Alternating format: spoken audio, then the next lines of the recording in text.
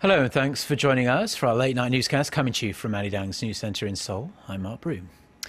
Our top story tonight, Korea has reported another case of Middle East Respiratory Syndrome, bringing the total number of people diagnosed with the virus to 182. The Health Ministry says the latest confirmed case is a nurse who is believed to have been infected while treating a patient. No further MERS-related deaths have been reported since Friday. The outbreak has killed 31 people in Korea since the first case was confirmed on May 20th. Of the 182 people who have been diagnosed, only 61 remain in hospital. 90, so around half, have been sent home after making complete recoveries. Around 2,500 potential MERS patients remain in quarantine, either at home or in the hospital, but the number is decreasing by the day.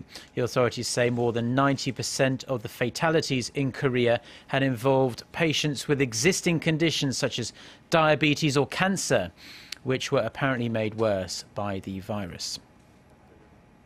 Dark clouds continue to hang over Korea's National Assembly in the aftermath of President Park Geun-hye's veto of a controversial parliamentary law.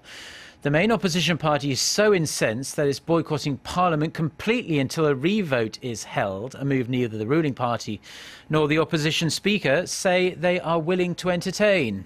Ji Myung-gil reports. Korea's ruling Saenuri Party has slammed the main opposition New Politics Alliance for Democracy, saying the Liberal Party's boycott has unnecessarily paralyzed parliament. A senior spokesman for the ruling party said there's no justification in the MPD's linking of its boycott with the recently vetoed National Assembly law.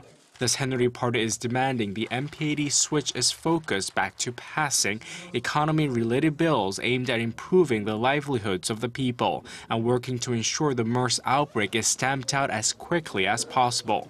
The MPAD is furious with President Park Geun-hye's decision to veto the law and the ruling party's unwillingness to put the law back up for a revote. Under Korea's constitution, a law that has been vetoed by the president can be put up for a vote again if either one of the main parties and the National Assembly Speaker agrees. The controversial law would have enabled lawmakers to seek changes to government ordinances. Justifying her veto decision, President Park questioned the law's constitutionality and said it will violate the separation of powers between the executive and legislative branches.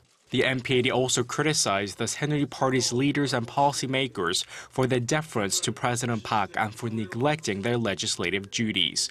Opposition lawmakers have also been imploring National Assembly Speaker Chung Lee-hwa to use his power to call a revote in a show of the Assembly's legislative rights. They stress the move would allow Chung to regain his authority as a leader in parliament, but the speaker says the issue has been settled. Ji Myung-gil, Arirang News. Now, if you were out and about in Seoul today, don't be surprised by the higher transportation fares. That's because subway and bus fees in the capital, Incheon and Gyeonggi-do province have gone up for the first time in 3 years. Under the new system, commuters using their traffic card will now pay 1,250 won for a subway ride. That's roughly $1.10. For people taking the green and blue buses that travel within Seoul, fares have risen by 150 won to 1,200 won. That's slightly over $1. For Incheon and district buses, fare increases will vary based on the type of buses. The fare for nighttime buses, which run after midnight on limited routes, has been raised to 2,200 won, or slightly under $2. Passengers using traffic cards on any type of transportation in Seoul before 6:30 a.m. will be given a discount of up to 20% on the basic rate. Same-sex marriage is now legal across the United States. In a landmark decision, the U.S. Supreme Court has ruled that gay couples have the constitutional right to marry anywhere in the country. This means the 14 states that have bans in place can no longer enforce them. It was a tight decision, with 4 out of the 9 justices opposing the ruling. U.S. President Barack Obama hailed the court's decision just after it was announced. This morning, the Supreme Court recognized that the Constitution guarantees marriage equality. In doing so, they've reaffirmed that all Americans are entitled to the equal protection of the law, that all people should be treated equally, regardless of who they are or who they love. The United States is now the 21st country in the world to recognize same-sex marriage nationwide.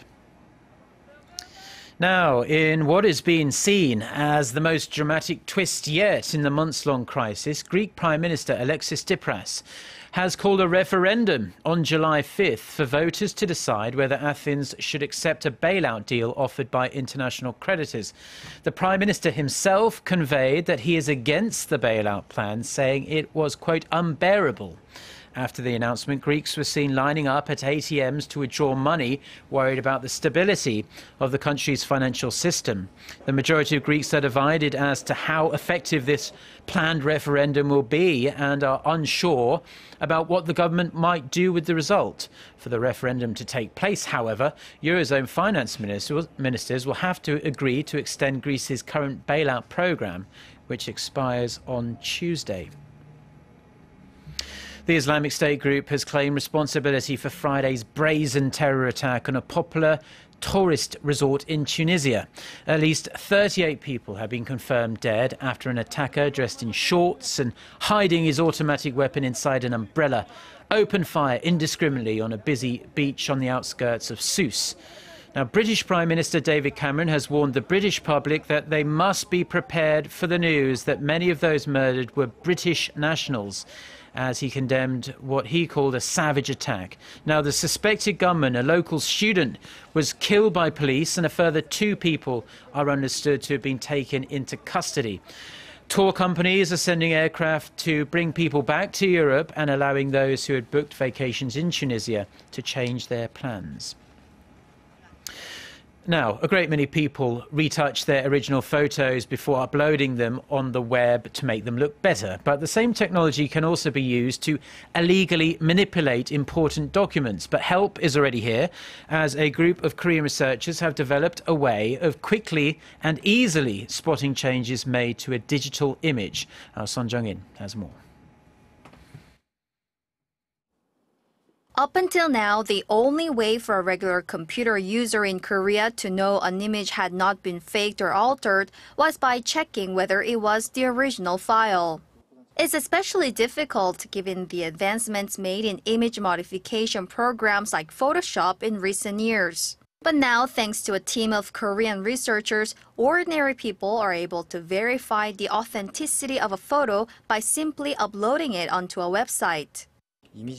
We created our website by meshing together a number of programs that are designed to detect changes made from the original file and decipher what type of alterations were done. The research team developed the software from an idea that modification of a digital image changes the inner statistical characteristics, which allows users to detect the type and extent of alteration methods applied. The development is expected to be applicable in various fields like law, medicine, and the military, where it's critical to verify the authenticity of an image. They hope the technology will help cut down on the falsification of important documents like dissertations, medical images, or legal evidence. The researchers' forensic digital image website can be found at forensic.kist.ac.kr. By sharing the software, the researchers hope to open a new chapter for counterfeit detection technology and establish a stronger social safety net in the country. 손정인, Arirang News. Now, after decades of tireless and concerted efforts, South Korea has been able to restore huge swathes of forested land that was stripped bare during the Korean War in the early 1950s. A model for reforestation, Korea's strategies are now being exported to developing countries like Indonesia. Our Park Se-young has the story. On this once barren mountain, people built landslide barriers and planted trees as part of a reforestation program. More than 40 years later, it is now covered by a lush, healthy forest. We established tree nurseries in the community and planted saplings on the mountain. This provided income for the residents and created new jobs. Korea is now serving as a model for reforestation in Lombok, Indonesia, where over 3,500 square meters of woodland are cleared annually. Although Norway and Japan have provided a $10 trillion budget to help reduce emissions, local residents continue to damage forests due to the lack of other sources of reliable income. Experts from the Korea Forest Research Institute say a more systematic partnership must be established. The residents will have the right to use forest resources but must protect it from excessive damage. Korea could possibly earn 257,000 tons in saleable certified emission reduction credits amounting to about $1.9 million. Should the system prove successful in Indonesia, it will pave the way for the expansion into other Southeast Asian nations. Park Se-young, Arirang News. Now, before we go, taking a brief look at the weather for the rest of the weekend. Most of the country is under partly cloudy skies tonight. It's going to be a warm night as well, with the overnight low only dipping to 18 degrees Celsius in Seoul. More blue skies and very warm conditions on Sunday. Highs will be ranging from the mid-20s to the low 30s nationwide. Now, let's take a look at the weather in your part of the world.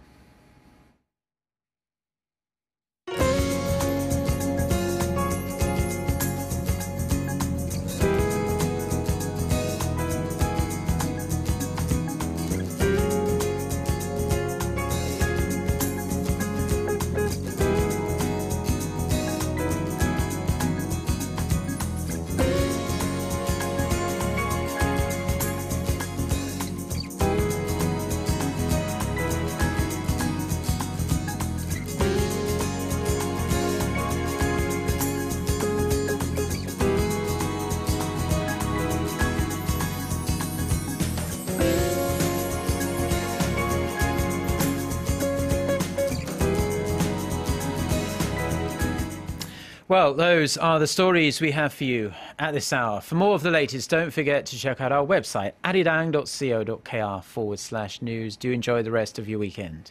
Goodbye.